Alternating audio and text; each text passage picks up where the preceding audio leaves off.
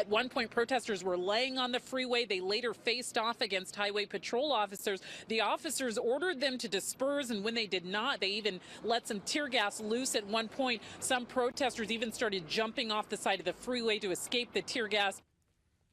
Everything old's new again when it comes to certain places for civil discourse. Berkeley, California, a hotbed for protests and riots back in the 60s. And the recent debates over Ferguson and Staten Island lit the fires again. Apparently, lessons in here some people will never learn. He's a lawyer with a nationwide litigation practice, writes extensively on policy issues, including race in the criminal justice system. He's read in places like the National Review, the Weekly Standard. Let's welcome John Hinderaker to the show. John, thanks so much for being here. Good morning, Ed. John, you caught our attention with a recent blog post that you had regarding the Berkeley riots, where you said Democrats cannot bring themselves to unequivocally condemn violations of public order. Why is it they don't learn their lessons? You know, it's so strange, Ed. I saw this headline a couple of days ago. Police used tear gas on Berkeley protesters. It was like deja vu all over again. If you were alive in the late 60s and early 70s, these are still pretty vivid memories. And a lot of people today don't seem to remember what a huge role these riots and violent protests played in the temporary downfall of the Democratic Party. Back in, for example, when Nixon was elected and re-elected, when Ronald Reagan was elected governor of California, the civil disorder was a significant issue in those campaigns. And we're seeing it all over again. We're seeing Democrats who can't unequivocally denounce violence, looting, rioting. Why can't they do that, though, John? Why? Why can't they do that? Well, you know, that's a kind of a psychological question I'm not sure I can answer. But, you know, the Democrats deep down inside, you know, they keep saying that these riots are understandable. You know, they think the rioters are really right somehow. You know, a guy like Al Sharpton, who, you know, should not be allowed in polite society, gets invited to the White House.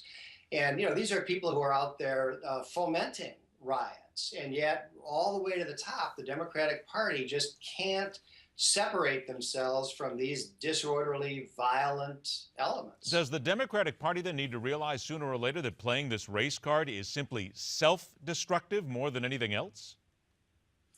Well, you know, if you look back at the history of the 1960s and 1970s, there were some terrible race riots, certainly worse than anything we've had lately.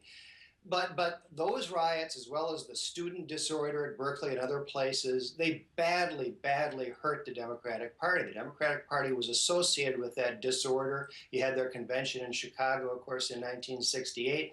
And I think certainly on a smaller scale so far, it's happening again. And I have to think that when the vast majority of Americans see these people out, you know, doing their die-ins and stopping traffic on the highway ostensibly to protest the Ferguson case and the Staten Island case, I think relatively few Americans have a lot of sympathy for those demonstrations, even when they're not violent. And of course, even less so when they are.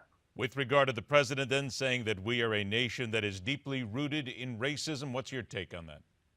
I think, well, one, I don't think it's true. You know, I think most white people now, even more than back in the 1970s, really resent being called racist because it simply isn't true. And I think that President Obama, whose own election, you know, you would think would refute that kind of a claim, is doing the country a real disservice when he signs on to that kind of dogma that no matter what we do, you know, this is a deeply racist country with decades more of affirmative action yet to come and so on. I think that's a big mistake by the president. John Hinderaker, an excellent article, and we certainly do hope that people will learn from history sooner or later that it just doesn't work. And by the way, if you want to read this article, go to Powerline, because that's where it is under Riots in Berkeley, just like old times, and John Hinderaker is the author. John, thanks so much for joining us. I'll look forward to the next time we speak. Thank you, Ed. Bye-bye.